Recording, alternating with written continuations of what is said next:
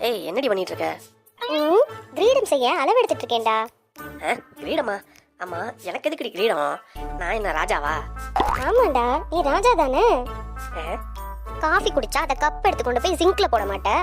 குளிச்சிட்டு வந்து டவலை வச்சு நல்லா துவட்டிட்டு அதை அப்படியே பெட் மேல தூக்கி போட்டு போயிடுவேன். சாப்பாடு எடுத்து வச்சா மூக்கு முட்டை சாப்பிட்டுட்டு அதே தட்டுல அங்கேயே கையை கழுவிடுவேன். அதை எடுத்து கொண்டு போய் கழுவ கூட மாட்டேன்.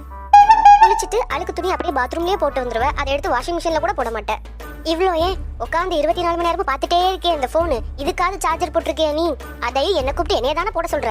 இப்படி நீ கை தட்டினா ஓடி வந்து வேலை பார்க்கறதுக்கு நான் இருக்கேன்ல, அப்ப நீ ராஜா தானே. இனிமே எல்லாத்தையும் அப்படி அப்படியே போட்டுட்டு போன தலையாளந்து கிரீட செய்ய மாட்டேன். இதை விட பெரிய பாறாங்கல்லா தூக்கி போட்டுருவேன், பாத்துக்கோ. ராத்தி பாறாங்கல்லா? இவளை நம்ப முடியாது, பண்ணாலும் பண்ணிடுவா. கொஞ்சம் உஷாராதான் இருக்கணும். இப்ப பாருங்க, இந்தாடி நான் ராஜானா என்னோட அந்த புறம் எங்க இருக்கு?